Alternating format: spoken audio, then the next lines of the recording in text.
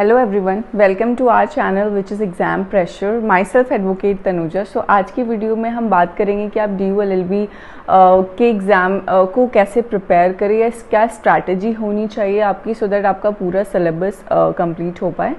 And अभी आप आपको पता है कि उसके फॉर्म्स आउट हो चुके हैं और एग्ज़ाम्स भी अप्रॉक्सीमेटली जून में हो जाएंगे। सो आपके पास अब उतना टाइम नहीं बचा हुआ है। सो आज की वीडियो में मैं आपको ऐसी टिप्स दूंगी सो दैट आप लास्ट मिनट में कैसे अपनी तैयारी को और अच्छे बेहतर तरीके से कर पाएँ। और वैसे तो टाइम एक्चुअली कम अब रह गया, बट स्टिल अगर आपने थोड़ा बहुत भी पहले से कुछ उसकी प्रिपरेशन की होगी, डेफिनेटली अगर आप उसमें ड्यू में करना चाहते हो तो आप प्रिपरेशन कर ही रहे होंगे। सो ये मैं अपनी कुछ ऐसी टिप्स वगैरह जो शेयर करूँगी जो मैंने कैसे इसके लिए प्रिपेयर किया था, अपनी story of preparation I will share with you.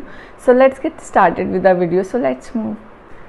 सो अगर अभी तक के हम अगर DU एग्ज़ाम के पैटर्न को अगर हम एनालाइज करें और 2017 से लेके अगर 2021 तक का जो एनालिसिस है उसके अकॉर्डिंग मेनली इसमें 5 सेक्शंस में क्वेश्चंस पूछे गए हैं। पहला is a legal aptitude and awareness, second is the constitution and the Indian polity, and third is the current affair, and then there is a logical reasoning and English, and lastly there is a maths. So जो main portion इसका cover होता है वो है legal aptitude and awareness and constitution and Indian polity. इसमें से ही major portion पूछा गया। अगर 100 क्वेश्चंस का पेपर आता है तो उसमें लगभग आप 60 से 70 क्वेश्चंस इन्हीं सेक्शंस में से आपको देखने को मिलेंगे। सो आपका main focus legal awareness and aptitude and the Indian constitution and इस इंडियन पॉलिटी पे होना चाहिए मेरे अकॉर्डिंग। जब मैंने प्रिपरेशन की थी तो मैंने जो बुक रेफ़र की थी उसमें सिंगल्स की बुक एक आती है, सिंगल पब्लिकेशन की LLB प्रिपरेशन के लिए एक बुक आती है, that is a very good book. And there is a universal की भी यूनिवर्सल पब्लिकेशन की भी बुक है जो कि LLB प्रिपरेशन से रिलेटेड आती है। तो अगर अभी का मैं अगर आपको टाइम देखूँ, अगर उसके हिसाब से सजेशन दूँ तो ज़्यादा बुक्स अगर आप प्रेफर करोगे ना तो आप कंफ्यूज हो जाओगे, क्योंकि अब टाइम उतना है नहीं। आप सोचोगे कि आप सब पढ़ लो, वो थोड़ा मुश्किल है, आप सब नहीं पढ़ पाओगे अभी। मतलब हो सकता है सम पीपल कैन, बट एक अगर हम एवरेज स्टूडेंट की बात करें तो थोड़ा मुश्किल होगा आपके लिए। सो मैं आपको सजेस्ट करूँगी कि टेक या तो यूनिवर्सल आप ले लो या फिर आप इसमें से सिंगल में से कोई भी एक बुक ले लो। अगर आप दोनों कर पाओगे तो वेल एंड गुड, अदरवाइज कोई भी आप एक बुक को प्रेफर करो। एंड उसके सबसे पहले जैसे मान लो आपको कॉन्स्टिट्यूशन पढ़ना है तो आप उसे कैसे पढ़ो। पहले तो इसमें डरना नहीं है कि कॉन्स्टिट्यूशन या फिर लीगल एप्टीट्यूड में जो क्वेश्चंस आने वाले हैं वो बहुत डीप नहीं आएंगे। मतलब ऑब्वियसली अगर मान लो क्रिमिनल लॉ का कोई क्वेश्चन आता है तो वो उतना डीप नहीं होगा। वो आपसे एक बेसिक एक्सपेक्टेशन या फिर बेसिक रखेंगे कि आप क्या उसे समझ पा रहे हैं कि नहीं पा रहे। That's their basic motive behind putting this section into the paper. So don't get ऐसे स्कैर्ड कि बहुत ऐसे टफ और डीप में आने वाला है। बहुत डीप नहीं आएगा, ऊपर से रहता है, बट हाँ आपको उसके लिए अच्छे से उसको थेरली जाना पड़ेगा। हाँ अगर अभी let's get started with the constitution for example. तो आप कॉन्स्टिट्यूशन मान लो अगर आप सिंगल से कर रहे हैं या फिर आप यूनिवर्सल से कर रहे हैं तो सबसे पहले आप जाइए उसके MCQ क्वेश्चंस को देखो, उसके पूरे पैटर्न को कि किस तरीके के क्वेश्चन पूछे जा रहे हैं, कैसा क्वेश्चन बार बार रिपीटेड है, कौन से एग्ज़ाम में आया है, कौन सा रेलेवेंट है आपके लिए। इससे क्या होगा, आपके दिमाग में एक पिक्चर क्रिएट होगी कि इस तरीके का ही सिलेबस मुझको आगे पढ़ना है। सो फिर उसके बाद आप उन क्वेश्चंस को आप उसकी पहले प्लेन रीडिंग कर लो उसके थ्योरी पार्ट की, फिर उसके बाद उसके क्वेश्चंस को लगाओ। जितनी बार आप उन क्वेश्चंस को लगाओगे ना आपको उतना ज़्यादा मेमोराइज होगा, बिकॉज ये आप सब कुछ याद नहीं रख सकते एग्ज़ाम के लिए। तो it's a best way to practise more. जितनी बार आप उन क्वेश्चंस को लगाओगे ना तो आपके बैक ऑफ द माइंड वो चीज़ रह जाएगी एग्ज़ाम में, अदरवाइज आप उसको लास्ट में डेफिनेटली भूल जाओगे। ये तो रही कॉन्स्टिट्यूशन और इंडियन पॉलिटी की बात। अगर अब आता है लीगल एप्टीट्यूड एंड अवेयरनेस की अगर बात करें तो इस पे एक भारद्वाज की AP भारद्वाज की बुक आती है, अगर आप चाहो तो उसको ले सकते हो।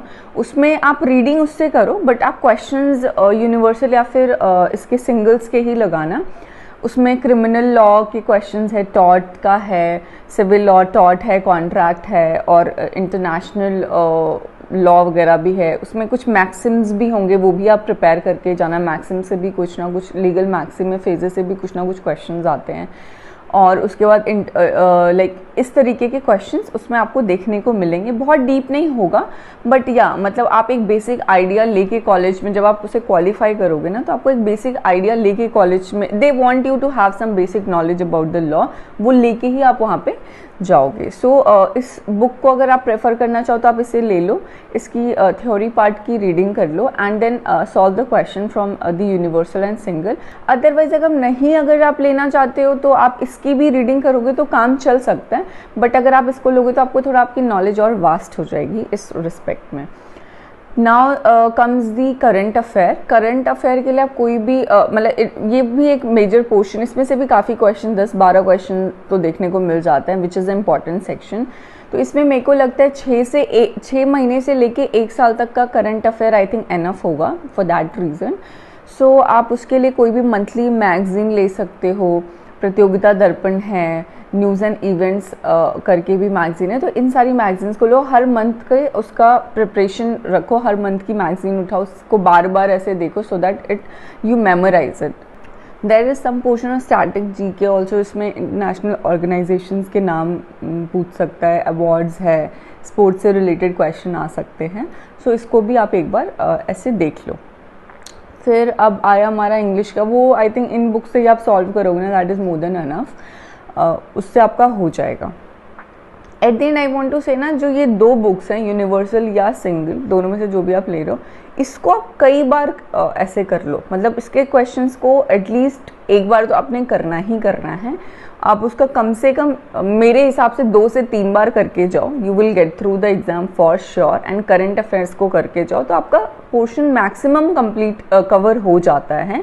और इस मोमेंट पे तो आप ज़्यादा के पीछे भागोगे ना, तो आप ये भी नहीं कर पाओगे। तो आई फील कि go through these books and this can like help you a lot. जहाँ तक मेरी प्रिपरेशन की बात थी, मैंने ये दोनों ही बुक्स उस टाइम एक्चुअली खरीदी थी, मेरे पास टाइम ज़्यादा था, पहले से मैंने प्रिपरेशन स्टार्ट कर दी थी, तो मैंने ये 2 बुक्स खरीदी थी। सो इन दोनों बुक्स को मैंने काफ़ी ऐसे मतलब इसको कई बार सॉल्व किया था। मुझे याद है मैंने ऐसे 3 बार तो ये बुक को कम से कम सॉल्व किया था, और लास्ट मिनट रिविजन भी एक 2 बार आप मान लो। तो इतना अगर आप करके जाते हो तो आपको बहुत कुछ और करने की ज़रूरत नहीं पड़ेगी, that will be enough for your like entrance, और आप एक अच्छा स्कोर कर सकते हैं अगर आप इतनी चीज़ें तैयार करके जा रहे हैं। That's all for today video. I hope आपको कुछ DU से रिलेटेड, एंट्रेंस एग्जाम से रिलेटेड आपको कुछ टिप्स समझ में आई हो, मेरी दी गई टिप्स समझ में आई हो, और आपको प्रिपरेशन में कुछ हेल्प मिले। अगर इसके अलावा भी अगर आप मुझे चाहते हो कि मैं कोई कॉन्स्टिट्यूशन का प्रॉपर ऐसे सब्जेक्ट जो केवल DU में जितना आएगा, अगर वो कवर करवाना चाहते हो तो I can do that. Otherwise मतलब इसके अलावा जो भी आप वीडियो अगर आप मुझे रिक्वेस्ट करते हो, आप मेरे इंस्टाग्राम हैंडल पे भी रिक्वेस्ट कर सकते हो, और you can comment here as well. तो आप इसमें से करोगे तो that I will be posting video on that topic, whatever you will be ऐसे कॉमेंटिंग और suggesting me to make on it. And yeah, thank you so much for watching my content. Like, share, comment, subscribe to my channel and hit the bell icon so that you can get the notification whenever we are posting the videos. And I hope आप अच्छे से prepare करो. All the best for your exam. It is about to happen now and आप लग जाओ बस अब. Okay, thank you so much. Thank you.